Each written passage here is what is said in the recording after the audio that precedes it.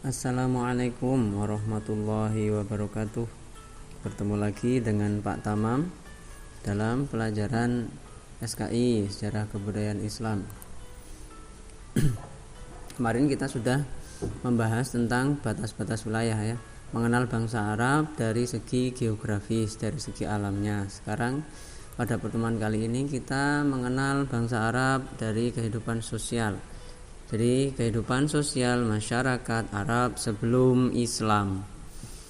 Oke, sebelum kita mulai ke pelajaran, kita baca basmalah bersama-sama. Bismillahirrahmanirrahim.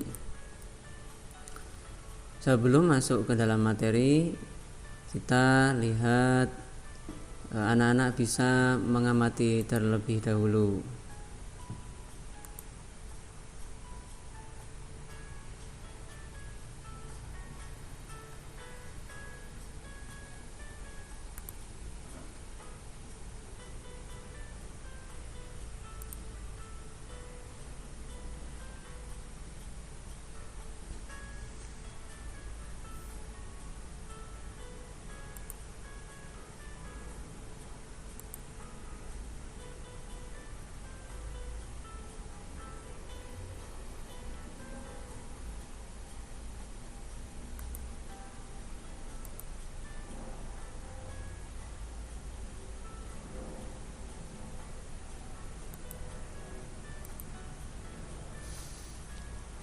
Kalian mungkin pernah mendengar atau membaca bahwa zaman sebelum agama Islam datang disebut dengan zaman jahiliyah. Zaman jahiliyah yang artinya kebodohan, zaman kegelapan. Disebut demikian karena masyarakat Arab pada waktu itu tidak menggunakan pikiran sehatnya untuk menyembah Allah Subhanahu wa ta'ala.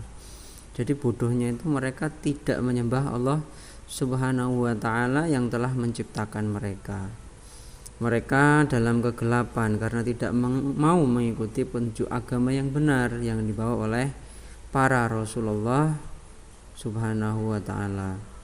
Mereka juga belum memiliki aturan hidup yang baik.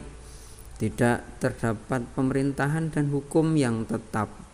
Mereka hanya mengikuti serta mematuhi adat istiadat dan kebiasaan yang telah berlaku turun-temurun, adat istiadatnya. Jadi mereka itu patokannya adalah kebiasaan-kebiasaan nenek moyang mereka. Apa yang dilakukan oleh nenek moyang mereka, apa yang dilakukan oleh para pendahulu mereka, itulah yang menjadi patokan, itulah yang menjadi panutannya seperti itu. Kemudian bangsa Arab jahiliyah itu suka berkelompok berdasarkan bani, berdasarkan keturunan atau marga. Bani ini berkelompok menjadi satu kabilah atau suku.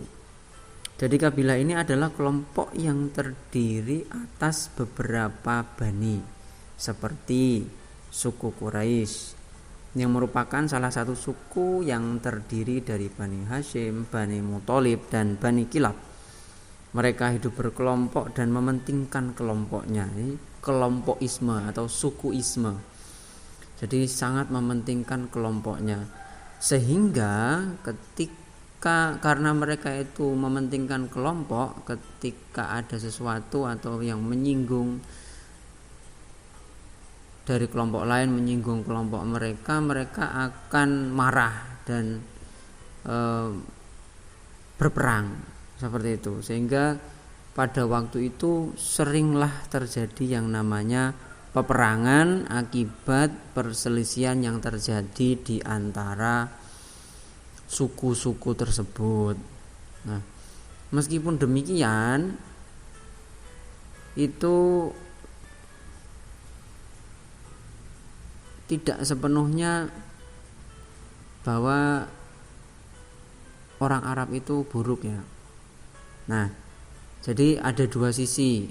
Meskipun buruk, tapi mereka tetap memiliki sisi baiknya. Namun yang kita bahas, kita lihat dulu sisi buruknya. Coba sisi buruknya seperti apa? Seperti berikut.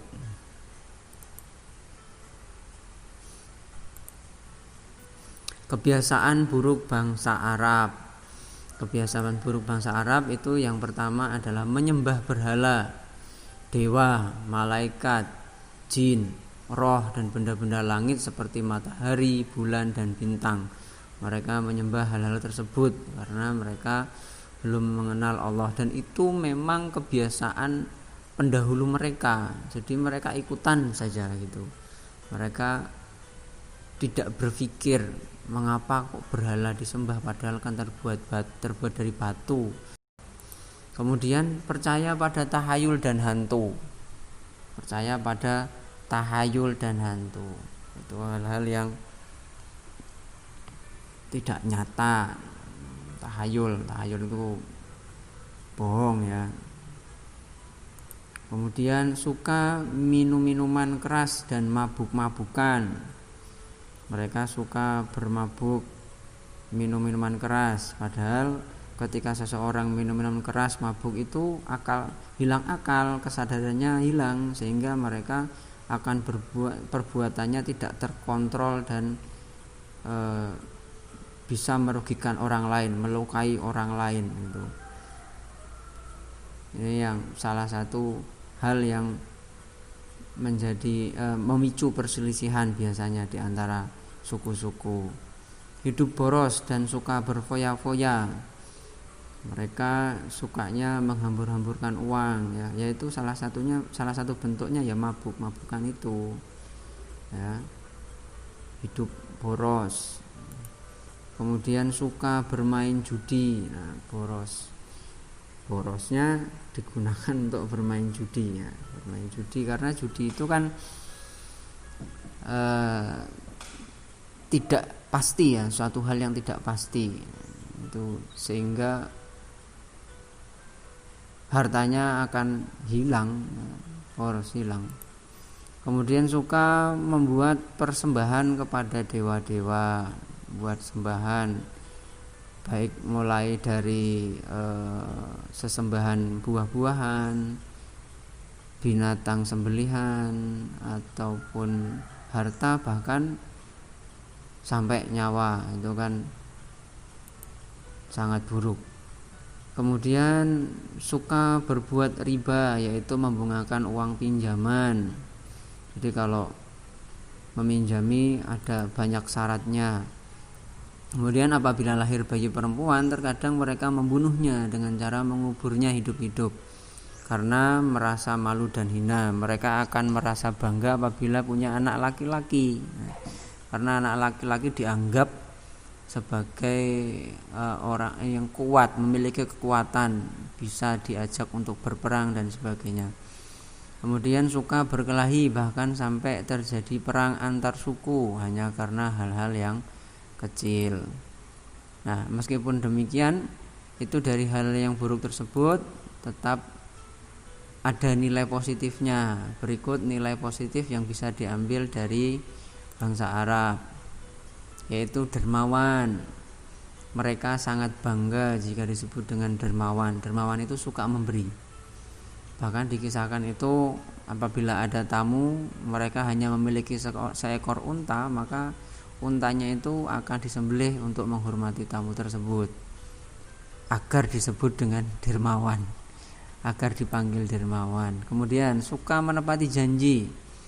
Bagi mereka janji merupakan hutang yang harus dibayar. Ayo ya, kita sebagai muslim jangan suka mengingkari janji ya. Yang namanya janji harus ditepati. Kemudian memiliki tekad yang kuat. Apabila bertekad melakukan sesuatu, mereka sangat gigih, berusaha untuk mencapai tekad yang dicita-citakan itu. Kalau kata mutiara, kata-kata mutiara itu manjada wajada, barang siapa bersungguh-sungguh akan sukses ya, maka akan mendapatkan apa yang dicita-citakan ya, seperti itu bentuknya. Bertekad yang kuat agar cita-citanya tercapai. Kemudian menjaga harga diri. Mereka rela berkorban untuk membela kehormatan diri, keluarga dan kelompoknya. Sifat ini menyebabkan mereka menjadi pemberani, karena harga diri itu penting bagi mereka. Kalau harga dirinya diabaikan, maka mereka akan terhina, merasa terhina.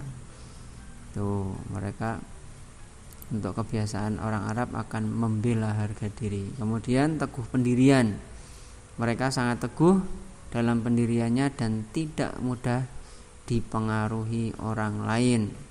Nah, harus teguh pendirian. Kalau sudah memutuskan sesuatu, maka itu yang dilaksanakan, teguh pendirian. Ada orang bicara apa tidak terpengaruh karena kita memiliki alasan yang jelas. Nah, ini teguh pendirian.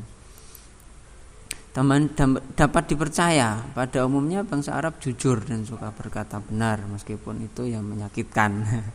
Dapat dipercaya,